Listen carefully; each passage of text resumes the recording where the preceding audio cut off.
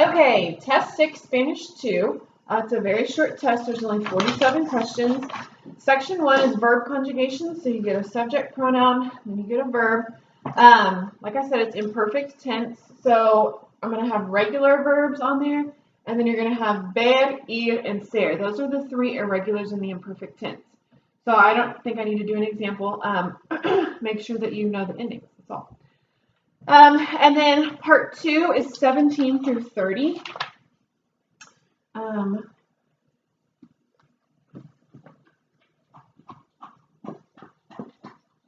17 through 30.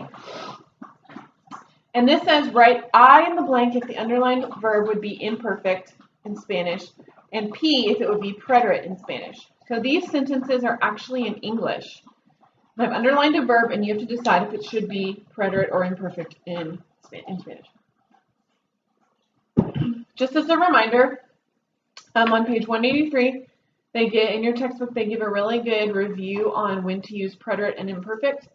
The preterite is used to refer to the beginning of an action or event in the past, a completed action or event in the past, or actions that began and were completed in the past. So basically, something that you know is done. If it's in a constrained time frame like yesterday, 2 days ago, it's done. Okay. The imperfect is a little bit more broad. It's actions in progress, reoccurring actions, so like habitual or regular occurring things. Oh my gosh. States of mind or being, like believing something, loving, hating, things like that, emotions kind of thing. Also stuff like conditions and settings, and that's all they have on here. Yeah, okay. So like it was hot, it was cold, she had red hair, they had blue eyes, that kind of thing. So like I said, this will be, all you have to do, they're in English, all you have to do is decide if the underlined verb should be preterite or imperfect. Okay, I don't even know if I need to do an example. All right, how about this? We were cooking when the dog barked. Okay, so if "we're cooking" was underlined, that would have to be imperfect because this is an action in progress. Okay, if this was underlined, this has to be preterite because it happened in an instant. Okay, that's the kind of thing it's going to be. If you can insert used to, or if used to is in your sentence, it's probably a reoccurring action, like we used to go on vacation every summer. Going on vacation every summer is a reoccurring event, so that would be imperfect as well. Okay. If you believe in something and it doesn't give a time when you stopped believing or started believing, then that would be imperfect as well. If it indicates that, like in your book, the example was believing in God, like you didn't believe in God and then all of a sudden you did believe in God, if it's indicating the point of believing, like the time, the moment your mind changed, that's preterite. But if it's just referring to like setting a scene or a space of time when you believe something, that's imperfect. Okay, so you should be familiar with that. Part 3 is 31 to 36. And that is vocab, and that is Spanish to English. So this is chapter 6 vocabulary. Spanish to English is 31 to 36, and then 37 to 42 is English to Spanish. So both of those sections, like always, are vocabulary. One is Spanish to English, the other is English to Spanish. Okay, and then 43 to 47 is translations, and that's like it. Okay. In this, you're going to cover the hacer time expression in the past which is, the formula is for a question, ¿cuánto tiempo hace que, past tense verb, subject, complement. Okay? This is automatically the formula. ¿Cuánto tiempo hace que, past tense verb, subject, complement. No matter what the sentence is asking, if your sentence was something like, how long ago did he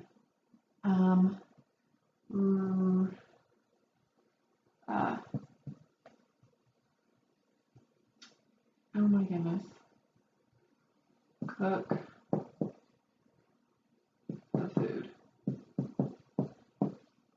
Okay. If it's how long ago, that ago means that it has to be a past tense verb. Previously we did how long have you been? That was present tense. But the word ago indicates that it has to be past tense. If your sentence was how long ago did he used to cook the food, that would be imperfect. Okay? So with ago, you know it has to be past tense, but with the context of the sentence, that's how you determine if it's imperfect or preterite. Okay?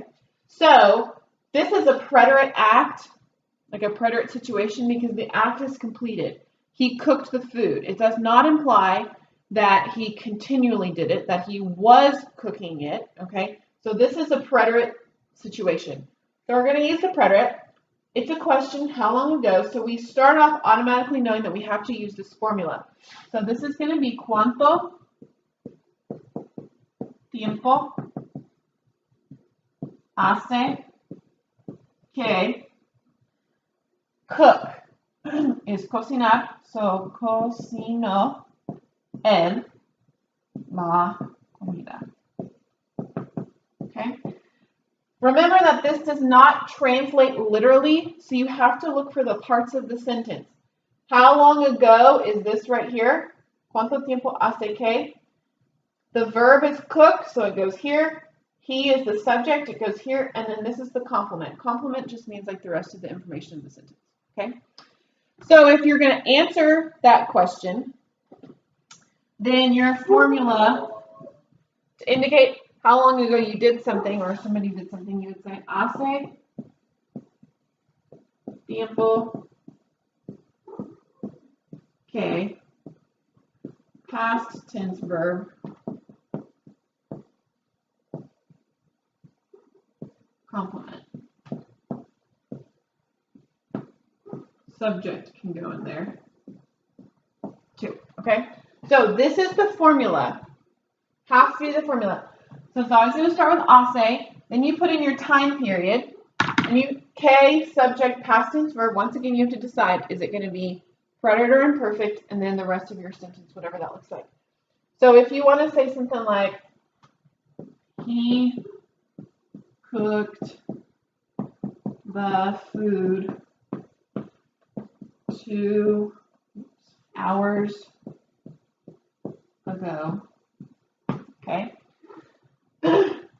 This isn't, you're not going to translate it literally with all these different words. Okay, ago. You have to use this formula. So we start off hace, time period is 2 hours. So it's 2 horas.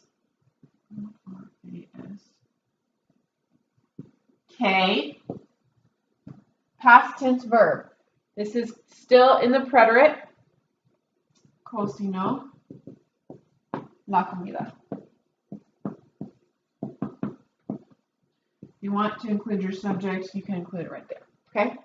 You must, if you see a sentence asking or answering something about ago, you must use these formulas or I'm going to count the whole thing wrong. Okay? Because that's what we studied in this chapter or this lesson.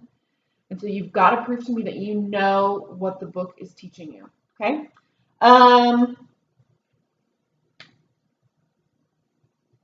Okay.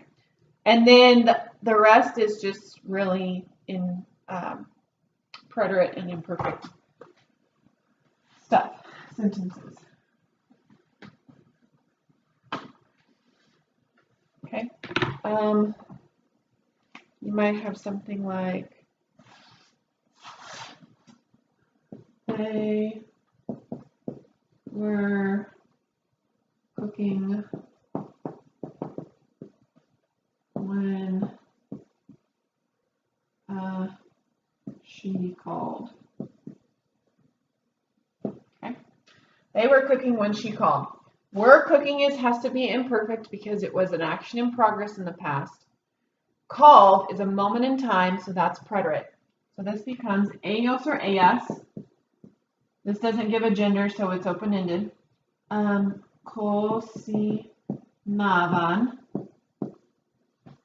cuando ella llamó. Okay, so you need to be familiar with imperfect endings and preterite endings. Okay, another one might be he used to travel in the summers. Okay.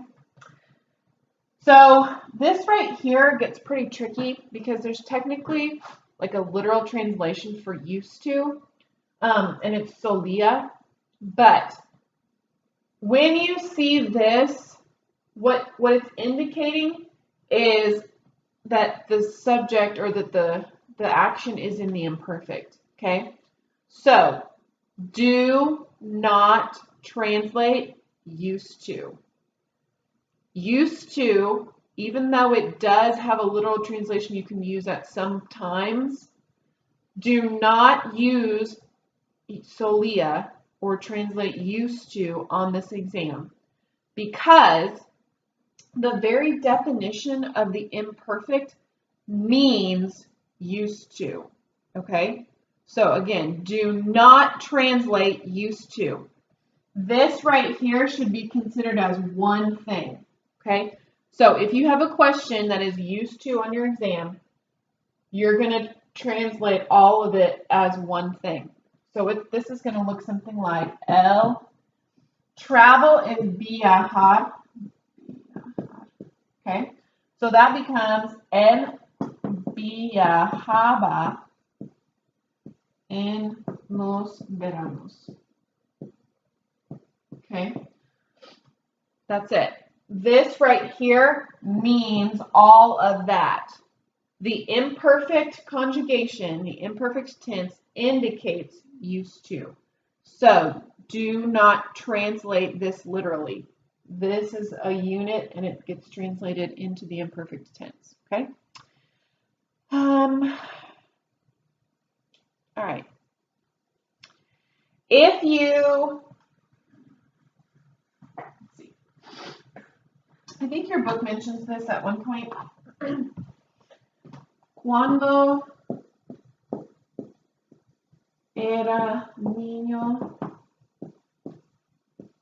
or niña, if you're a girl, means when I was a kid, when he was a kid, when she was a kid. Cuando ella, let's say that. Cuando ella era niña is when she was a kid. So that's an expression that I just want to make sure, like it is translated literally when she was a child. Okay, but I just want to make sure that you know this phrase. So when you're talking about being a kid or like an extended time period when in your youth or something like that, that's going to be imperfect. Anything that goes with that is going to indicate that it was a reoccurring action. So if you said, I rode horses when I was a kid,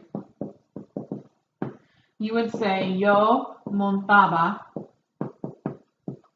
a caballos cuando era niña.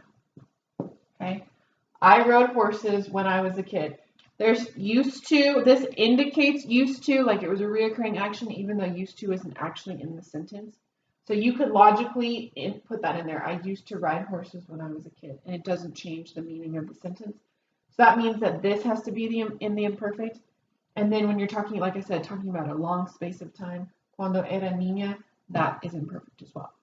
So that's basically your test. And then there are 3 extra credit questions, like always, that are based on your